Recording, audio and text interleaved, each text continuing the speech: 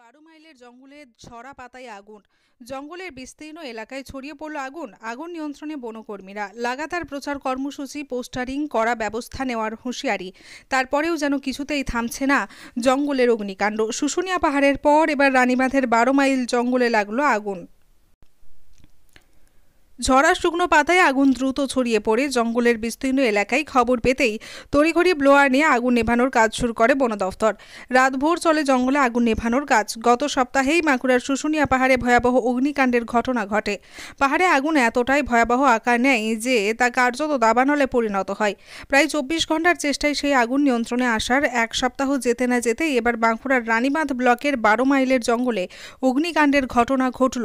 গতকাল সন্ধ্যার মুখে জঙ্গলের শুকনো ঝরা পাতায় আগুন জ্বলতে দেখেন স্থানীয়রা। তারাই খবর দেন বন দফতরে। বন দফতরের কর্মীরা ব্লোয়ার হাতে আগুন নেভানোর কাজে নামেন, কিন্তু ততক্ষণে জঙ্গলের বিস্তীর্ণ এলাকায় ছড়িয়ে পড়েছে আগুন। বনকর্মীরা ব্লোয়ার দিয়ে ঝরা পাতার স্তূপ বিচ্ছিন্ন করে আগুন নেভানোর চেষ্টা চালিয়ে যান। এমনিতে বন্যপ্রাণ সমৃদ্ধ বনাঞ্চল হিসেবে পরিচিত 12 মাইল জঙ্গল। এই জঙ্গলে হরিণ, ময়ূর, বনু শূকর, সজারু ছাড়াও বহু জীবজন্তু, পাখি ও সরীসৃপ রয়েছে। এমন বনাঞ্চলে কে বা কারা আগুন লাগিয়েছে সে ব্যাপারে তথ্য সংগ্রহ শুরু করেছে বন দফতর। সঠিক তথ্য প্রমাণ পেলে দুষ্কৃতীদের বিরুদ্ধে কঠোর আইনগত পদক্ষেপ নেওয়া হবে বলে জানিয়েছে বন দফতর। বাঁকুড়া থেকে অভিজিৎ মুখার্জির রিপোর্ট, শেষ বাংলা নিউজ। বলুন, বিষয়টা হচ্ছে এখন প্রত্যেক বছরই দেখছি এবং নিজেও এই সব সচেতনতামূলক কাজে লিপ্ত আছি। বারবার চেষ্টা করা হয়, প্রত্যেক বছর চেষ্টা করা। আজ ধরে দেখুন 5-6 বছর ধরে চেষ্টা করা হচ্ছে এই যে জনসচেতনতা আরো বাড়ানোর, আরো কিছু সচেতন হোক, জঙ্গলের আগুন লাগানোটা একটু এই এই এই মানে কালচারটা একটু বন্ধ করার একটা ব্যবস্থা চেষ্টা করা হয়েছে। তো এত বছর করার পরেও যখন দেখছি যে এটা সেই একই রকমই চলছে, প্রত্যেক বছরে চেষ্টা করা হয়, প্রত্যেক বছরে আবার আগুন জ্বালানো হয়, তাহলে এখন দেখে দেখে এখন অভ্যস্ত হয়ে গেছে। এখন আর কিছুই মনে হয় না। একা বুঝলে তো হবে না, সবাইকে তো বুঝতে হবে, সবাইকে তো এগিয়ে আসতে হবে। একা তো করা সম্ভব নয় না।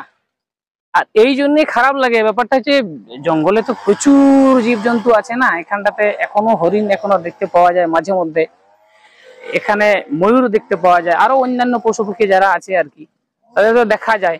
তাদের এই এখন অবস্থা দেখলে মনে হয় একটু খারাপ লাগে বটে। ওই কি এই তো কিছুক্ষণ আগে আমি ওই জঙ্গলে পার করে আসছি, মানে পুরো জঙ্গলটার ভিতরেও দেখছি যে জঙ্গলে একদম আগুন লাগিয়ে একদম চারদিকে এরকম ধোঁয়া আর ধোঁয়া ছাড়ার কিছুই দেখা যাচ্ছে না। পার করে একটু ভয় লাগে। দেখুন ব্যাপারটা হচ্ছে ওরা যারা বন সংরক্ষণ কমিটির মধ্যে আছে দিন আনা দিন রুজি রুটি করে কর্ম করে খায়, আর এখানে যদি এরকম আগুন লাগিয়ে এইখানে যদি কাজটা করে তাহলে খাওয়ার জন্য করবেটা কি? ব্যাপারটা ওই জায়গায় আসছে না। এই জন্য সরকারকে আরো একটু দায়িত্ব নিয়ে কাজগুলা করলে মনে হয় এটা ভালো হয়। সবরাম সরেন, বাড়ি রায়গড়। আমি দেশের লোককে এটাই বলবো যে যেমন কেউ আগুন জঙ্গলের মধ্যে যেমন আগুন না লাগায়। অনেক ওষুধি গাছ আছে, অনেক ফলমূল আমাদের নষ্ট হয়ে যাচ্ছে, গাছ নষ্ট হয়ে যাচ্ছে, পাখির বাসা নষ্ট হয়ে যাচ্ছে।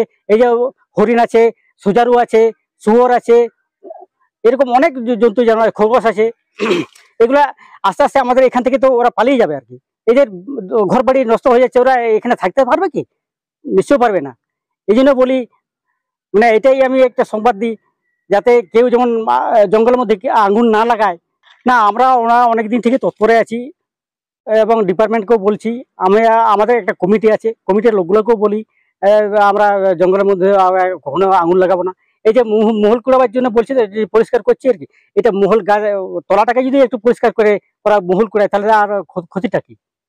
এটা রাস্তা লোকে বলতে পারেন, কিংবা যারা জঙ্গলের মধ্যে এসেছিল বিড়ি টিড়ি খেয়ে ফেলে দিয়ে চলে গেছে।